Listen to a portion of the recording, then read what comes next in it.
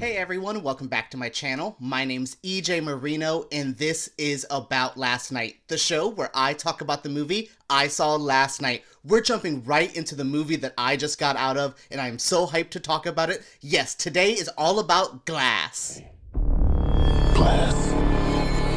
First things first, thank you so much for tuning into this video. If you're not subscribed, subscribe to my channel. Make sure you give me a thumbs up if you did enjoy this review, and let's dive into my feelings on M. Night Shyamalan's Glass. I love this movie. Now you're gonna be like, oh wow, one of these popular YouTube critics didn't like it. That's them, this is me. This is exactly what I wanted from this film. It is intense, it's dramatic, it's actually kind of funny as well. This has everything it needed to be a success, and I hope this movie makes a boatload of cash. I hope the audience really enjoys this because I think there is a lot to love. Now, I can see where some people aren't in love with it. It is a little slow, it is a little dry, a little bit more of a drama than this action-filled superhero adventure. But for what this is, I think this is one hell of a piece and one of my favorite M. Night movies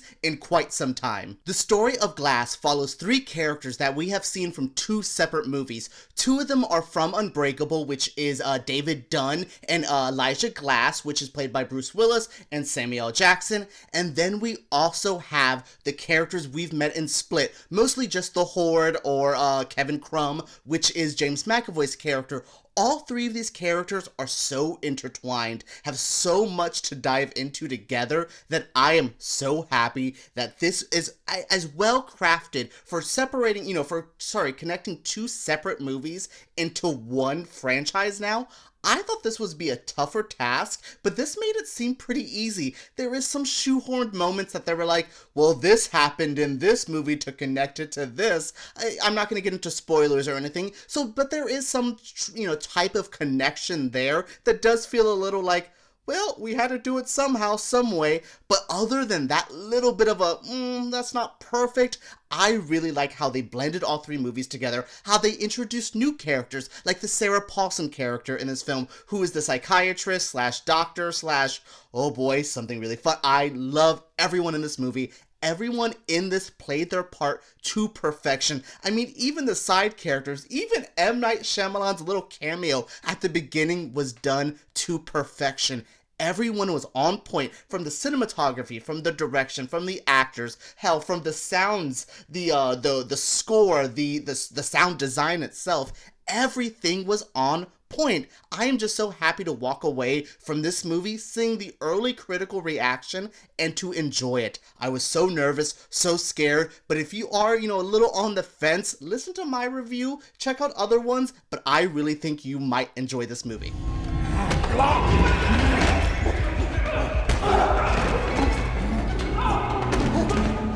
Yes, Glass follows all of these characters coming in together. They're basically in this insane asylum having to figure out what they're gonna do. We have Glass trying to manipulate the Beast, which is one of the personas inside Kevin's body, who's also then trying to manipulate Dunn, who is the kind of the overwatcher, the overseer kind of character. He's this vigilante superhero, Superman-ish character. All three of them have their own little powers. We have Kevin, who is the Horde, who has all the multiple personalities. We have Elijah Glass, who is this man who has brittle bone disease, but also the mind of an amazing genius. And then you have Dunn, who is basically just Superman, cannot die other than one weakness, which is water. There is a lot in this that you can see all of the pieces working together. You can see all of these things you can see the gears turning, and I don't mean that in a bad way. I like seeing everything just kind of click into place, and I'm like, okay, that's adding here, that's adding to here.